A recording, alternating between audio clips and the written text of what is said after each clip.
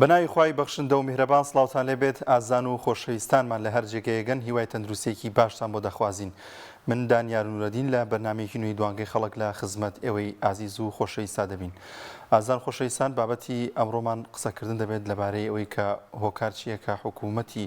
ماوە بەسەرچووی هەرێم موچەی فەرمانبەران دوا دەخات. دەزانین کە هەر مانگە و بە شێوازێک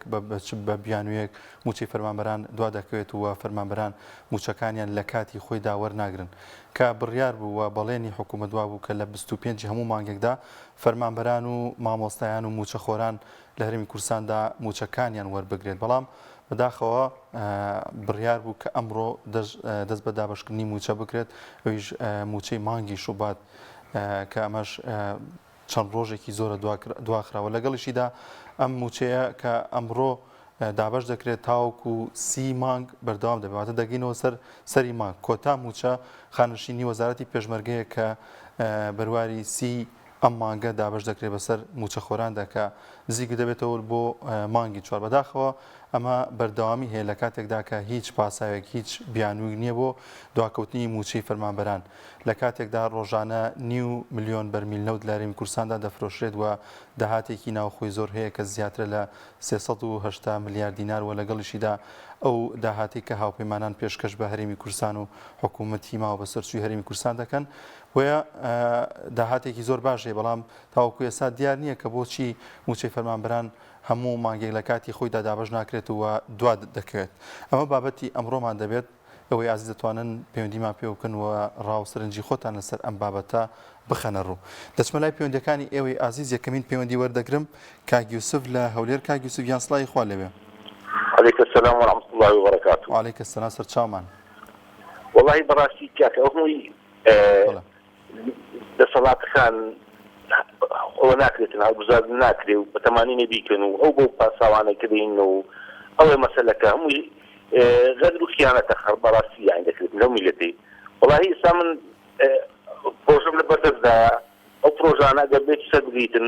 بەخوای دەتوانن موچەی کوردستان و پارەی قەرزی فەرمانبەران و پارەی هەموو ئەو کێشە و دۆخە و قەرەنە ئابووری هەیە هەمووی چارەسەر بکەم بۆ پرۆژانەی خۆم کە هەمووی فکری عەلمیە دامنایە بەس ئەوە غەدرم لێ دەکەن و سەرکوتم دەکەن و معاوەڵەی غەسل دەماغم دەکەن و لە دایرەکان دەچم لە جانکۆی لە دەستگایەکیان دانا بە ناوی KII چەند بۆ مانگە زیاترە پرۆژیان لە کریمە وەڵام نادەنەوە. ئەوە هەمووی خیانەتە کاکە دەکرێتن ئەوە لیان دەسوڕەوە هەڵەکەن و دانەوەی سەرکوتی ئەو میلەتێ بکەنەوە. ئینشاءالله ئەو هەڵبژارنەی تورکیا بکرێتن ئەو گۆڕانکاری تورکیا بکرێتن ئەو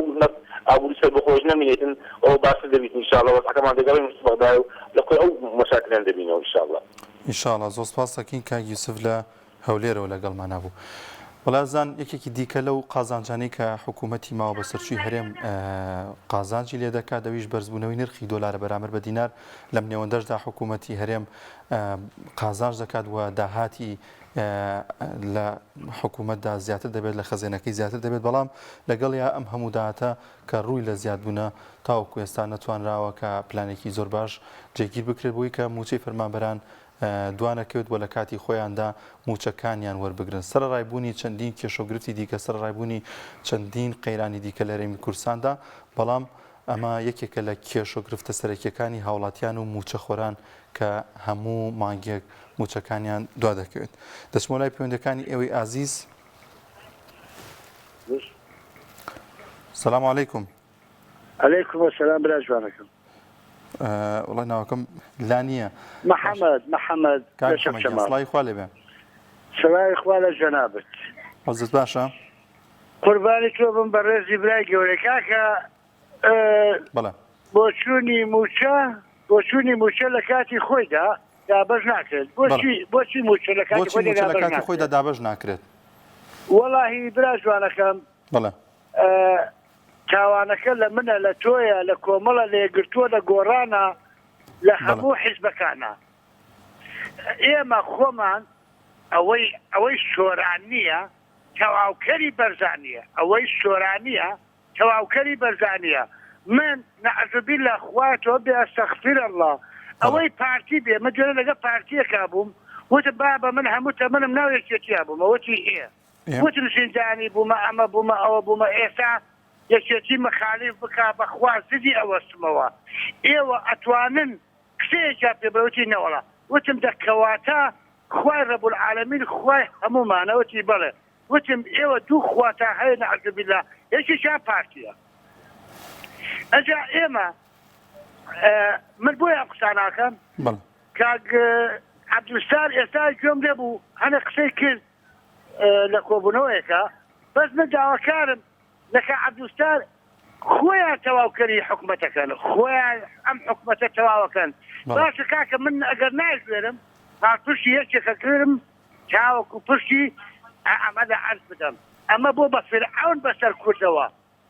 بەخوا بۆ بە فرعون بەسەر کوردەوە بەخوا ڕۆژێکیان چوینە ماڵێکەوە نەخۆش بوو کابرا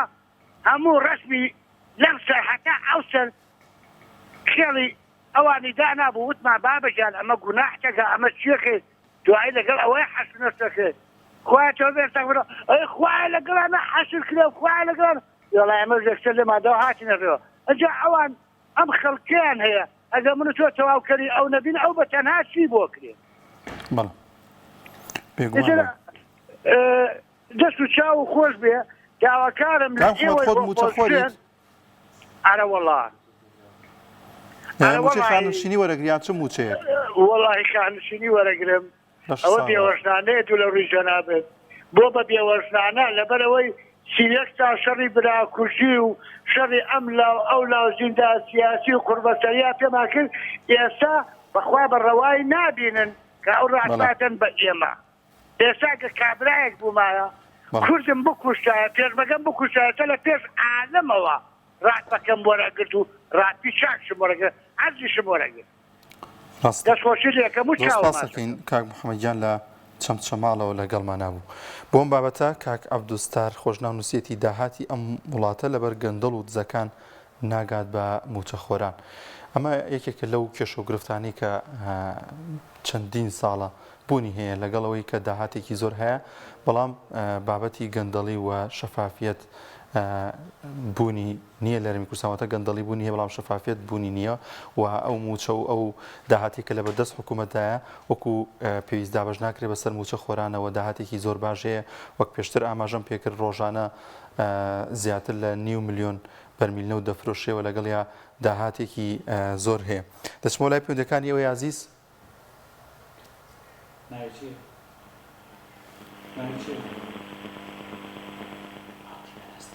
باوکی ئەنەس لە تەکیە باوکی نەسڵی خوا لێبێ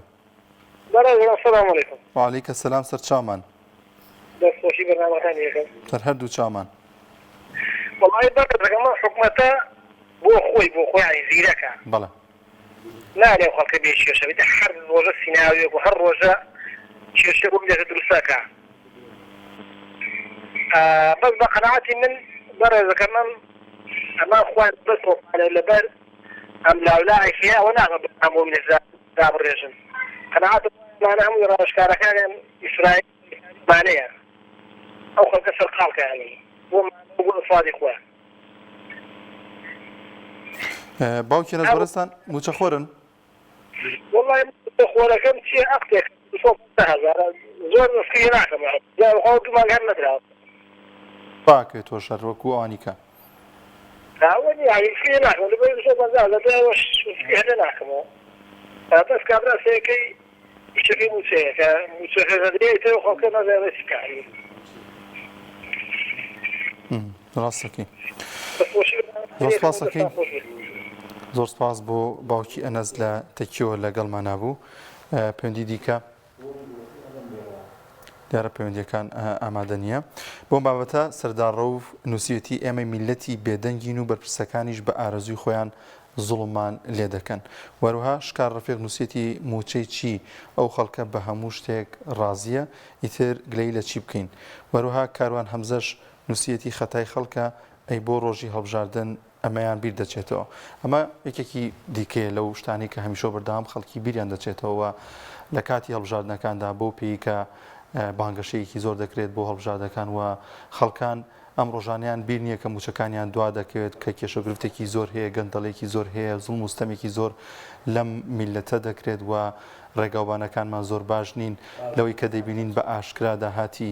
ئەم وڵاتە دەدەزرێت بەڵام لە کاتی هەڵبژاردنەکانە دەیبینینەوە کە هاوڵاتیان دووبارە هەڵیان دەبژێنەوە پێویستە کە هاوڵاتیان ئەم زوڵم و ستەمە و ئەم کاتەیان بیر بێت. دەچمەوە لای پەیوەندیەکانی ئەوەی ئازیز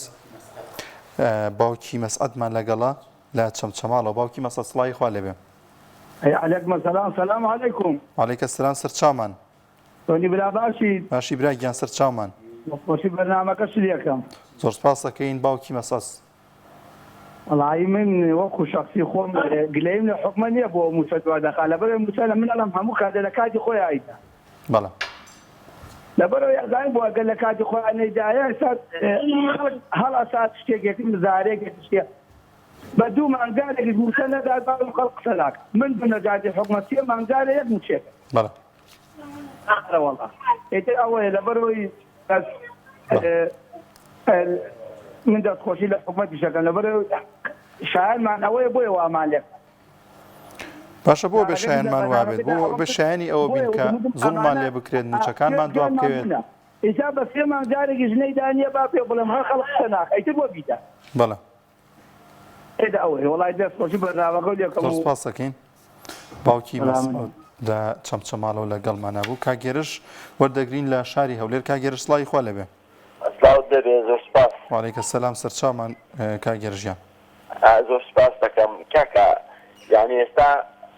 ئەمە زانیمان ئەوە نایدا موچە نادا خاوە لە خەڵک وەردەگرن پارەی بازە پارەی نازانم چیە ئەوە ملەت ڕەش و ڕوت کاکە فەقیر نانی بەدوێ ناکە ئەگە ئەوڕۆ نەچێتە ئیش وارە بێتەوە نازانێت بەس با بزانین ئەمە سەرکردەکانی ئۆپۆزیسیۆن چیەکەن یعنی تاوەڕێی چیانە کاکە وەرن با بڕۆن بتنە لای خوستەلگەری وڵاتان کاکە ئێوە دەزانن ئەوانە غەدر لەو میلەتە دەکەن ئێوە دەزانن موچە ئەو هایە کاکە قایمە لیستی بەنزیخانەکان و بن ئەمڕۆ بەنزینە لە بەنزیخانەدا بەردەکرێت ئەمڕۆ موچەی ئەوە توانە شوێن دەدرێت بە مانجێک موچەی 10,000 دەدرێت بزانن خوستەلگەری وڵاتان دەزانن ئەمە هەیە لە هەرێمی کوردستان ئەگەر بزانن و خوا بێدەنگ بکەن با بچنە سەروی خوستەلگەریەکان بچنە وڵاتان بڵێن کاکە یان دەبێت خوستەلگەریەکان ئێوە پارە وەربگرن لەوانە بۆ دیفاعیان لێ بکەن یان ئەوە تا ئێوە ئاگادار نین یعنی ناکرێت سەرکردەکانی ئۆپۆزیسیۆن فەرمجێنە وەزیری بەرگری ئەمریکا هەولێر بوو با دوو سەرکردەی ئۆپۆزیسیۆن بچێنە مەتار ڕابۆستێ کاکە لەولایە بڵێ منیش هاتووم تۆ ببینم کاکە من هاتووم پێت دەڵێم حالی ملەتەکە ئەو هایە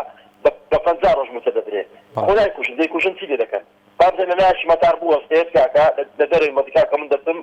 هاوڵاتیش ئەم وڵاتان لە مەتار چاوەڕێ دەکەم وەزیری بەرگری ئەمریکا ببینم سەرکردەیەکی ئۆپۆزیسیۆن دەمەوێت يعني بإعلامكان هذا خوي ببعض مثل المطار بوستيز بلا دمويت أمن كابراج أو كسانة بينهم كالولاطات دين سرداني هرين كردستان ذكر كاك أوان ديال أنا أوش كان هابيقر دنواز زان باشتا أنا أو دارو باري هابيقر دنواز زان باشتا لا يلين مامزا وبادا وفلان وفلان وأنا كيسا سركدقاني وبوسك خوان دانا ودنا نعمل لقل خلشي توسا وهجاري بتن لمطار تاوري بكان أو سركدانا كدين بيا بيني بلن كاكا ورن ئێوە لا ئەو چونە لە داروبار و شقەکانتان بینی ورن ئێمە شوێن هەیە پێتان پیشان بدەین شوێن ورن خەڵکان پێ پیشان دەین موچەی 200,000 بە 6,000 وەردەگرێت 50,000 وەردەگرێت بە ئەوانەشیان پێ پیشان دەن نەک ئەو شقانە و ئەو بینا بەرزانیان پێ پیشان دەدەن ئەوانە هیچ نابینن یان ئەوە تا مسەڵگەرانە دەبێت خاوە وەربگرن ڕەشۆ وەربگرن نەیگەین نەسەری خۆیان لە وڵاتانی خۆیان بڵێن کاکە لە هەرێمی کوردستان ئێمە خوستەلگەری ئەو وڵاتەی شامی شەریفە مەڕ و گروپێکەوە ئاو دەخوات بۆیە سەرکردەکانی ئۆپۆزیسیۆن لەوێ خۆیان بەخت بکەن زۆر باشە ئەگەر بەڕاستی سەرکردن ئەگەر بەڕاستی سەرکردنین بە خەڵک بڵێ بڵێن پێویستە هەمویان خزمەتی میلەت و ئەمگەلەیە بن. زۆر سپاس دەکەین کاگێرژیان لە هەولێرە و لەگەڵمانە بوو. کاک هەنگاو لە چۆمان وەردەگرم. کاک هەنگاو سڵاوی خوا لێبێ. سڵاوی خوانی دەجەناب و سڵاو ڕێزم بۆ جەناب و بۆ هەموو کارمەندان و تەواوی بینەران. وعليكم السلام سەر هەردوو چامان کاک هەنگاو جان. أنا أبو مستنادر كاغن كاو أنا سيودو سال أم غافرنا كأم هرين كردستان السيقاية جايكي بقو سليماني وهولير ودهو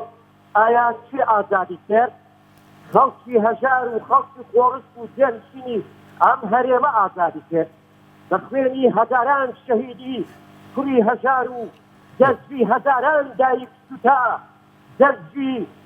مناڵان بێباوت بوون هەزاران خێزان بێهاوسەر بوون لە پێراو ئازادی کوردستان لە پێراو دادگەری بۆ کوردستان دەپێنا و بەژەوەندی کۆمەڵە کەسێک دەشتێنێکە کە گەرمی وسادیان نەدیدبی کە خوێنیان نەڕێشتبی بێنە سەرتەخت و لە شاهانەدا بژین ناعەدالەتی لە وڵاتدا بەرپا بکەن دەشێر قەتیگمەی حیزبدا فەرژین بکەن و ئەگەر حیزب نەبێ ئەم کەسە حرامە و مافی بەسەر وڵاتەوە نیە و گۆرەکیشی پێ نادرێت و ئەبێ لەم وڵات دەربەدەر بکرێ ئەی ئەم 32 ساڵە غلەی چەندین پەنابەری کورد بەرەو وڵاتانی ڕۆژئاوا کۆچیان کرد و لە نەبوونی ژیان لەم وڵاتەیدا دەستی دەردەڵی و ناعەدالەتیدا کە ئەوانیش لە هەموو وڵاتانی ئەوروپا و ئەمریکا چەندین بنیاتیان پێشدایە و مناڵەکانیان بەدەکەران دۆلار لەسەر ئەم خاچی هەرێمەدا ئەخوێنی و لە تەواوی زمانەکاندا بۆ پێگەیان دنیان. زۆر باشە، زۆر سپاسەکەین کاگەنگاو. بەداخەوە ئەو کەسانەشی کە ڕاپەڕینی ئەنجامداوە چ جەماوەر بێت چ پێشمەرگەی بەداخەوە بەهۆی ئەو نادادیە بەهۆی ئەوەی کە ئێستا ئێمە باسی دواکەوتنی موچە دەکەین پەشیمانن لەوەی کە ئەو خەبات و تێکۆشان و فیداکاریان کردو. بەداخەوە زۆر سپاسەکەین کاک هەنگاو لە چۆمان. کاک محەممەد وەردەگرم لە چەمچەماڵ. کاک محەممەد گیان سڵای خوا لەبێ. سلام علیکم. وعلیکم السلام. سەر هەردوو چاومان. دەخۆشی بەرنامەکەتان لێرە. سەر چاومان کاک محەممەد گیان. لێرە پەیامێک بێ بۆ گەمە گیان لە خزمەتین. وەڵا لێرە من دەستی ماچەم کە مەقصودوڵا ڕێزی هەیە شاء الله مەسەفای بارزانی وەڵا عیدیان لە موچەی چییە؟ گیان موچە عیبی چییە؟ وەڵا موچە من عیبی تاوش نابم موچە. هەموو ماگەمە وەرێگرم و لەخوا بەجای عیبی نییە. تۆ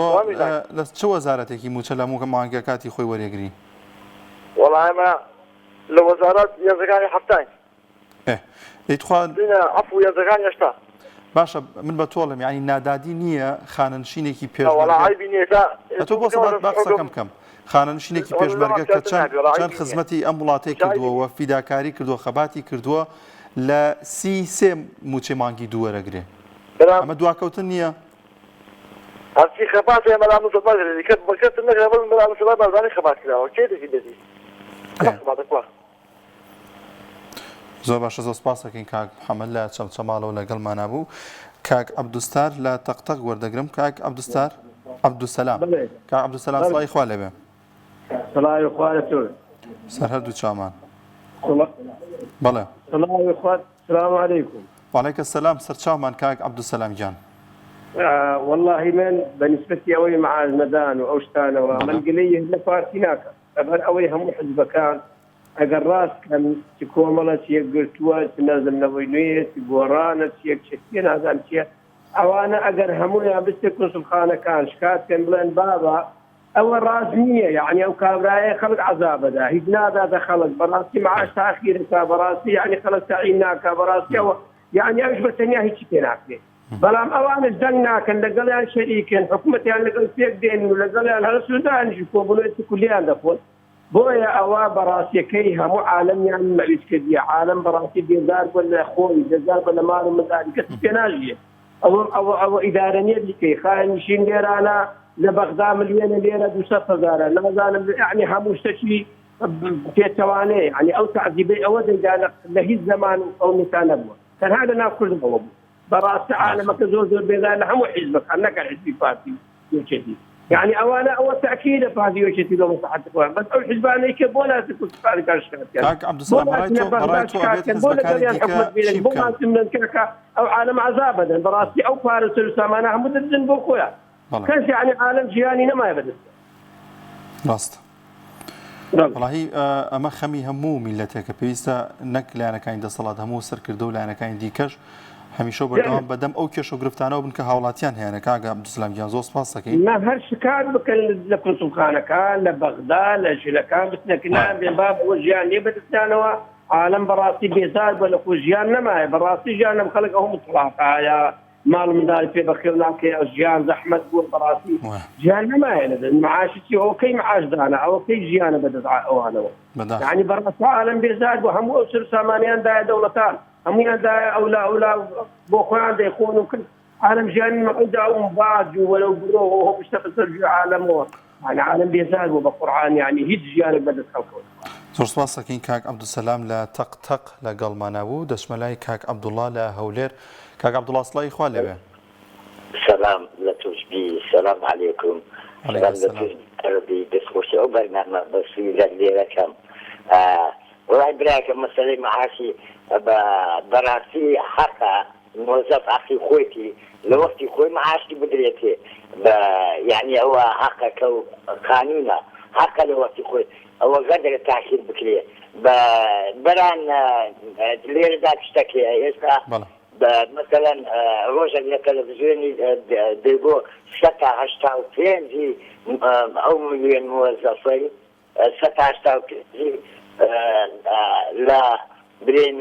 لە ملیۆنی وەردەگرن بەسەرەوە 185 یعنی معاشەکە گەلە زۆر ئەمە ئێستا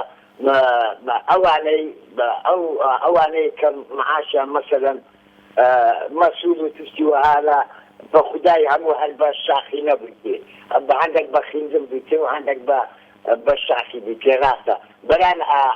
ئەوێستانێکە بە هەموو عالم پێراوی لاستقی لە پێ بوو ئەوانەی ئەلعان دەورەمەندەکان یان مەسوولەکانی ئەلعان هەموو پێراوی لاستقیان لە پێ بوو بە کەتی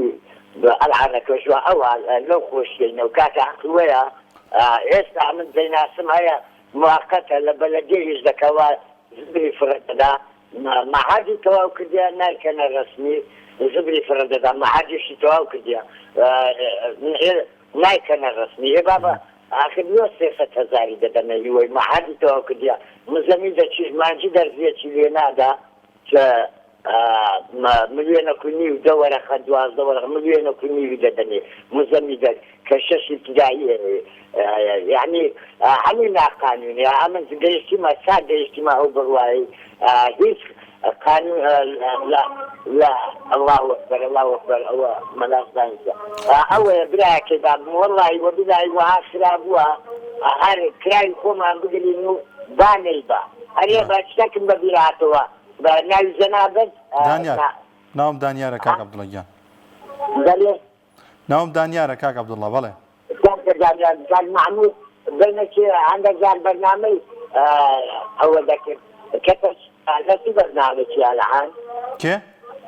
كان محمود إن شاء الله إن شاء الله لما نجي بيروزي رمضان لقلب أنا بيته برنامج لا درامتي نكية الآن تمام ناکە بەس ئینشاءڵڵا بەرنامەی نوێی دەبێت لە مانگی پیرۆزی ڕەمەزاندا کاک عەبدوڵڵا دەستخۆشی ئەو بەرنامەجانەتا لێ دەکەم بەڕاستی معاشخۆر مەغدورە ئەمە دەڵێم لە سەد معاشیان خوارکاتە زۆر سپاس دەکەین کاک عەبدوڵڵا گیان دەچمە لای باوکی ئایار لە شارەزوور باوکی ئایار سڵای خوا لێبێ باوکی ئایار سڵای خوا لێبێ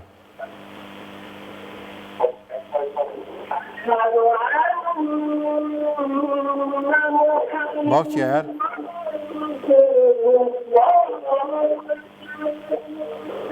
دیارە کاتی بانگی شایەوە دەنگی تەلەڤیزیۆنەکەی کاک باوکی ئایاریش دێتە ئەم دیوە باوکی ئایار گوێبیستی ئەمەی دیارە پەیوەندیەکەی پچڕا باوکی ئایار لە شارە زوورەوە لەگەڵمان نەبوو کاک پۆڵا وەردەگرین لە هەولێر کاک پۆڵا گیان سڵای خوا لەبێ سڵای خوا لە بەڕێزت لە کارمەندەکان لە هەموو بینەرە بەڕێز و خۆشەویستەکان کاکە دانیار وعەلەیکە سەلام سەرچاومان کاک پۆڵا گیان کاکە دانیار بۆچی گەلە زۆرە بۆچیەکان تەنها لە کوردستان بێ وەڵامن تەنها لە کوردستان وەڵامی بۆچیەکانمان دەست ناکەوێت بۆچی موچە لە کاتی خۆی نادرێت ئایا وەڵامەکە وەڵامێکی سیاسیە وەڵامێکی حزبیە وەڵامێکی کارجێڕیە بۆچی فەرمانبەران ملیۆنە و 200,000 بۆچی 2,200,000 بەهۆی حزبایەتیەوە داهاتەکان چەندن لە فلانە شوێن کۆ ناکرێت بۆچی کۆ ناکرێتەوە ئەو بۆچی ڕەنگە بۆ وەڵامێکی سادەتری باوەڕ پێکراویش نە بڵێن لە بەغدا ئەوە 200 ملیارەکەیان بڕی من دەڵێم بۆچی بڕیان ئەی خۆتان نەبوون دەستورتان نووسیەوە ئەی خۆتان نەبوون هەڵدەپەڕین خەڵکتان هەڵپەڕان لە بیرمانە وتان کورد گەیشتە ئاواتی خۆی بۆچی پەتەوازن بۆچی لایەنێکان لە هەولێر توانیتان هەموو لایەنە سوننەکان لە هەولێر دجا کورد نەیاری کورد کۆ بکەنەوە یەک ریزیانکەن بۆچی نەتانتوانی هەردوو زۆنەکە یەک ریزکەن بۆچی وەڵامی سیاسیە وەڵامی ئیداریە وەڵامی سیاسیە بۆچیەکان تەواو نابێ ڕەنگە لە ماوەی 32 ساڵی ڕابردوو سەدان بۆچی بۆ دروستن بێوەڵامن بۆچی ملەتی کورد وای لێ هات بۆچی ڕاپەڕینی کرد بۆچی بەشێکی زۆر لە تێکۆشەران پەشیمانن بۆچی مافەکانمان هێشتان بەدەست نەهێناوە بۆچی کەسێک توانای نییە واز بەدەسەڵات نایێنی بۆچی وەڵامە ڕاستەکە ئەگەر بە سادەترین شێوە وەریگرین لەبەر ئەوەیە ئەوانەی ئیدارەی کورد دەکەن ناتوانن نە لە ڕووی سەربازیەوە نە لە ڕووی سیاسیەوە نە لە ڕووی کارگەڕیەوە پلانیان نییە دڵسۆز نین خەمخۆر نین توانایان نییە ڕەنگە بە فشاری دوشمنانیش ئەوە بکەن کەواتە بۆچیەکان تا من و تۆ بمێنین بۆچیەکان دەمێنین وەڵامە ڕاستەقینەکانمان دەست ناکەوێ سەرم یەشانگی دووبارە ڕێزم هەیە بۆ هەموو بینەران و بەڕێز سپاس کاک پۆڵاگیان لە هەولێرەوە لەگەڵمان نابوو دەچینە پێنجێن باوکی هودا وەردەگرین السلام عليكم ورحمة الله. وعليكم السلام سەرچاومە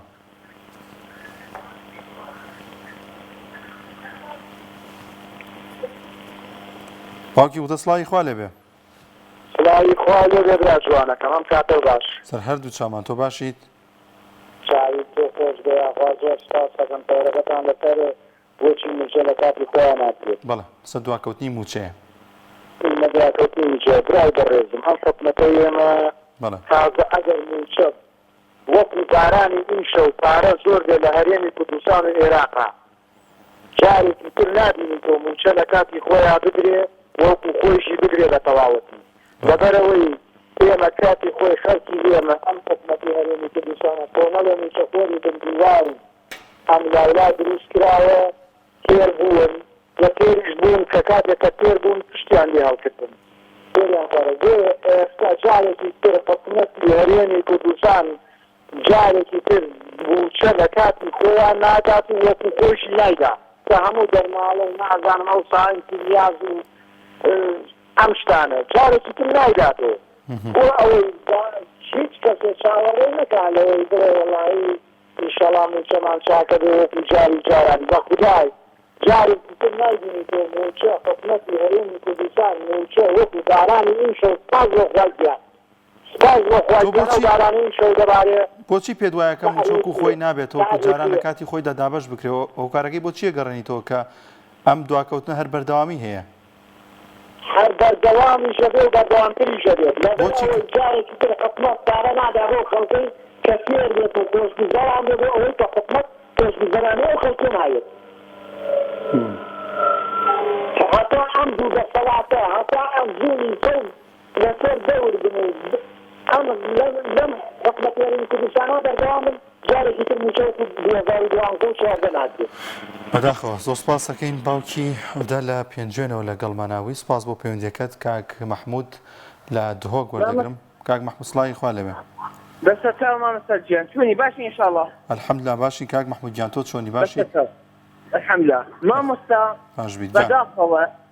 مامۆستاکەم بەداخەوە ئەم دەسەڵاتە هیچ استعداد نییە موچەی فەرمانبەرانی ئەم ملەتی ئەم وڵاتە بکاتەوە حەق هەیە ئەم دەسەڵاتە ئەم ملەتی عەزاب دەدەوە بە هەمی جووری عەزابەکان بە محاربەی نەفسی دەکاتەوە لۆ یعنی ئەکرەمەکم الله ئەعەزەکم الله ئەم دەسەڵاتە حسیبی ئەم ملەتەی دەکەن حەقی ئەم قەتە وەصفی بکەن بەڵام ئەمە حەقیقەتە وەکو سەگێکی لێ کردووە دوو ئوسبوعەکەی برسی دەکاتەوە لە ئوسبوعی سێی حاشا پێڵاوەکەی هۆڵتە لە ئەو شوێنەکەی ئەخۆتەوە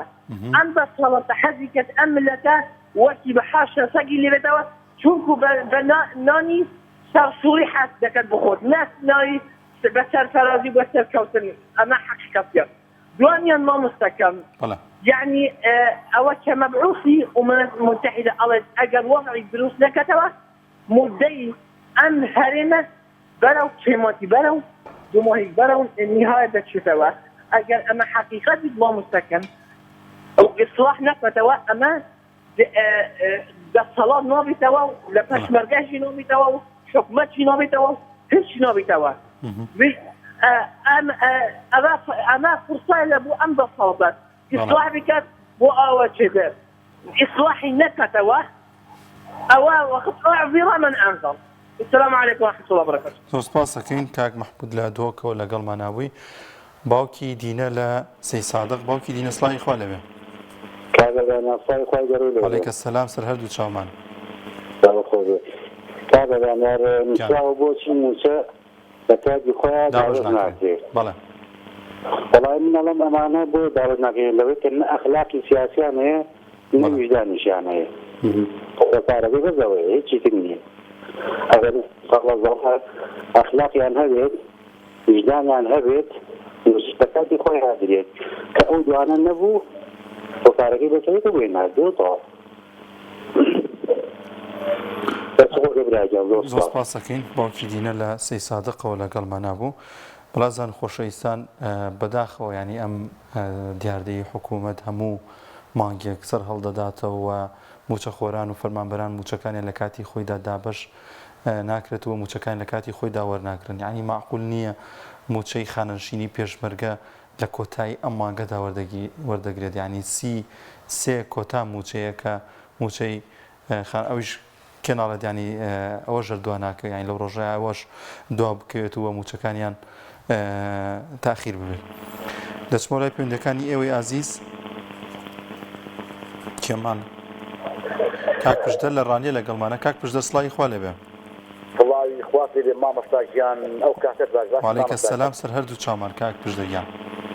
قوربان مامۆستاگیان من بۆ جنابتان تەلەفۆنم کرد ئەو شەوەش کە تەلەفۆنم لەگەڵ جنابتان کرد مامۆستا حتا بڵێ لە وەختێکی خراپداما شوێن بەخدای گەورە مامۆستا لە خانووی بەپێداما هیچ موسێکم نییە بۆکم وەڵڵای بچم فەقەتە هیچی لەم تەواو نییە وەڵڵای ئەو ڕۆهاتمەوە لە ئیسۆری وەڵڵا مامۆستا دینارێکی دێنەبووە کە لە حیاتەی یعنی چم بۆ حیاتێکی شوێن بە ئەڵڵای گەورە خوا کاک پشدە من ژمارەکەم وەرگرتی ینی خواگادارە ژمارەکەم دواتر بە تایبەت وەرگرتی وە ژمارەکەشم لایە و داومەتە چەند خێرخوازی دیتر نازانم بۆچی پەیوەندیاوە لەسەر منە بەڕاستی ئەگەریش پێت خۆش بوو بە ناوی منەوە بچۆرە نووسینگەی دەستگای بەخشی لێ بەشکم بتوانن هاوکاریت بکەن. مامۆستاگیان خێرت دەگاتی وەڵڵاهی دینارێکم دەما خەڵدان وەڵڵا وەقە قاقەکەی حادەم ئێستا سێن وەڵڵای هیچ عەیب نێنانێکم دەماڕە دانیا وەڵڵاهی هیچێکم دەماڕەکەی دانیە بەو خوای کە لە سەختەنیما هیچێک شک نابم دینارێکی شک نابم 150 دتم دەستێک ئاورێکی دەداتەوە خێرێکی گەورەی دەداتەوە. بەسەر چاو من دووبارە پیانەڵێمەوە بە دەستگای بەخشینیش لە نووسینگەی ڕانی بەسەر هەردوو چاوم بەڵێن بێت پیانەڵێمەوە بەسەر هەردوو چاوم وەڵڵاهی مامۆستا یەکتم دەماڕەکەی دانیا وەڵڵاهی وەعزم خراپە وەڵڵاهی هەر خەریکە خۆم مامۆستا يعني عندما والله لما حاسس اني والله مجاني اني والله يوتي اني حاسس يعني ما توري تقول في باما يا كسر اوري تجي دابا مو كسر كاوكاريش باما من جنابي ويلم والله دیتر خێری ئەمە ژەگای ئەمە ژەر هاوکار بین ڕێگەیەک بین پردێک بین بۆ هاوکاری ئێوەی عزیز بێگومان ئینشاءالله خۆی گەورە بەخێر بمانە نووسێ. زۆر سپاس دەکەین کاک پشدە لە ڕانیەوە لەگەڵمان هەبوو باوکی محەممەد سۆران وەردەگرین الله يجور خليك سيد من بقيت يعني بس والله بەسەر چاو کاک پشدەریان زۆر سپاس دەکەین لە ڕانیەوە لەگەڵمان نابووی کاک باوکی محەممەد لە سۆران وەردەگرم. باوکی محەممەد سڵامی خوا لێبێ. وعلیکم السلام سەر چاومان. زۆر سپاس بە قوربان. بابەتەکەمان لەسەرەوەیە کە بۆچی موچەی فەرمانبەران دوا دەکەوێت هەموو مانگێگەمە دووبارە بێتەوە. بەڵێ من خۆم وەکو کوردێک وەکو پێشمەرگەیەک ئەم حکوومەتە لە بڵێ مەسوچی نانی من ئەفسەرم لە یەکەکانی هەشتا خوێنم بەخشیوە تەسعیر زۆرم داوە ماندی بوویمە شۆڕەش جێر بوویمە بۆم خاکە بۆ وڵاتە ڕۆژ لە دوای ڕۆژ خیانەتەکان بێسەروبەریەکان ناعەزیەکان ڕوڕەشیەکان بەرامبەر ئەم کردە دڵسۆزە قارەمانانە ئەم پێشمەرگە جوانانە دەبیتەوە. مەسعود بارزانی خۆی دەڵێ من پێشمەرگەی کوردستانە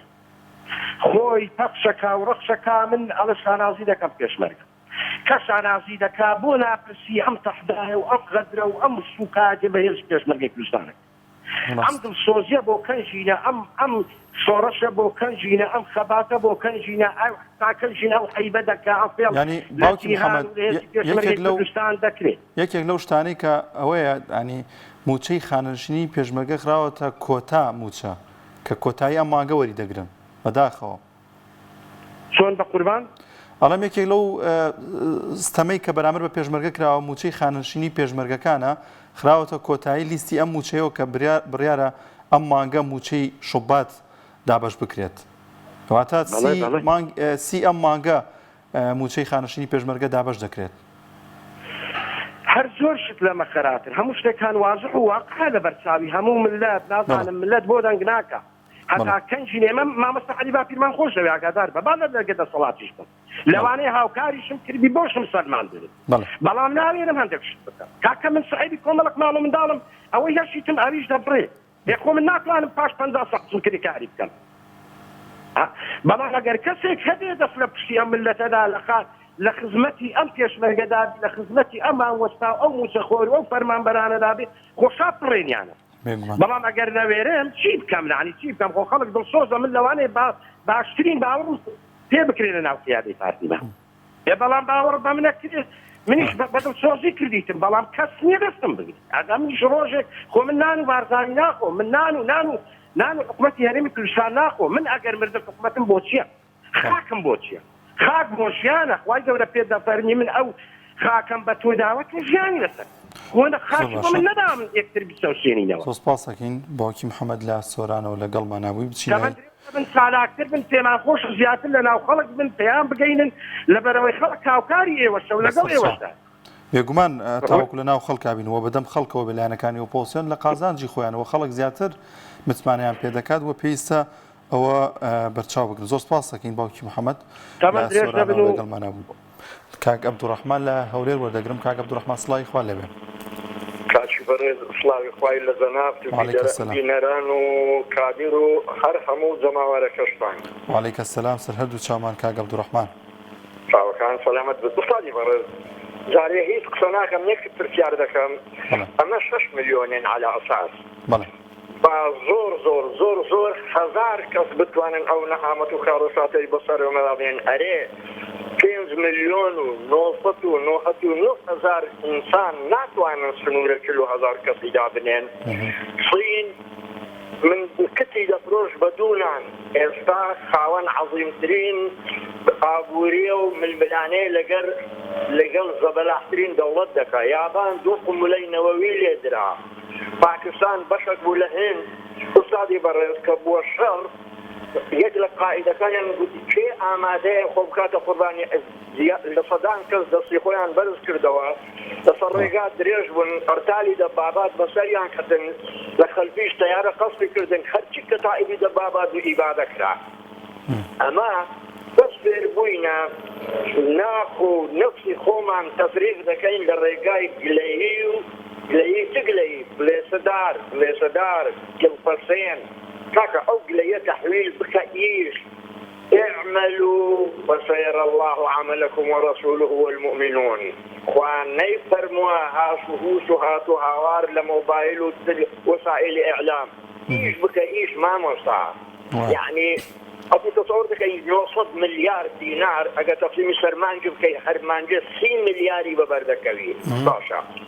إلا قازان دكاي لقازان دي أو 900 ملياري كمانجانا دواي دخن وصال وبوت پێنج شەش ڕاتبیان خوارد ئەوجار وەرە سەیری کەهاتوو 5,900 ملیار چ دەکات تقریبا 5 تریلیۆن دەکات ئەوە هەمووی دەبیتە مەشاریعی زەبەلاح و لە ئەمریکا و ئۆروپا ئیشی پێ دەکرێت ئەمەش بە حتا حێوارێ مامۆساهات و هاوار و هاشوهوش و لە قۆدان موچەکانیشیان نادەنەوە بە بەناوی پاشەکەوتەوە پێشیان نادەنەوە ئەبەدەن ئیش مامۆستا يعني او همو قسەکردن و ئەو ئەمن چەندین مانگە چەندین ساڵە متابعەی وەسائل ئیعلامی کوردی خۆمان دەکەم لە چارچوەی گلەیی و خۆتەقانەوەی معنەوی زیاتر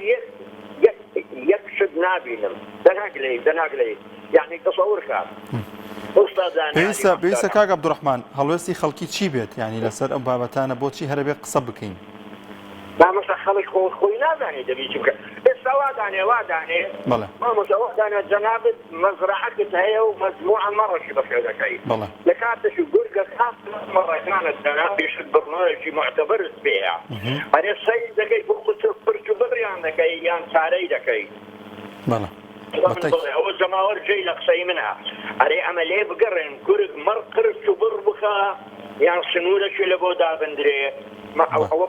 مامۆستا ئەو وەڵامەی حتا تەڵەبەی سەفی 5-6 ئیبتیدایی دەتوانێت وەڵامی ئەو پرسیارەی بداتەوە خەڵک بەس نقطەی ئەساسی هەیە مستەفیدەکان گەلە زۆرن بەیانی دوو بەیانی ئەگەر هەڵبژاردن کرا ئەگەر دیسان هەزاران کۆسبوتەگەرەی نەخرا پێش دیسان ئەگەر کۆسبە شەری مامۆستا دەیڤێت وشک و برێدمان لۆید ئۆستنێکمان لێ پەیدا دەبی قەناعەتت هەبی حتا ئەمری دەیڤید وێلش برێد ماکگۆرد لۆید ئۆستن فەرمان دەربن ئەمەش فەرمان پێکراو بن والله وبالله حاڵمان لەوەی خۆشتر نابی ئەودا ملت فریای خۆت دەکەوی ئەهلەن وەسەهلەن فریای خۆت ناکەوی تریلیۆن جار پیرۆزت بێ هەر ناڵەت بێ لە ڕادیۆیەکان وەسەلام عەلەیکم. کاک عەبدوڕەحمان گیان زۆر سپاس بۆ پەیوەندیەکەت. کاک سەرحەد لە کەلار وەردەگرم. کاک سەرحەد گیان سڵاوی خوا لێبێ. سڵاو لە تۆ بەڕێزم دەستخۆشی بەرنامەکەی یەکەممان ڕاستەخۆ کاک کەمەرچوونە و مۆزۆکەوە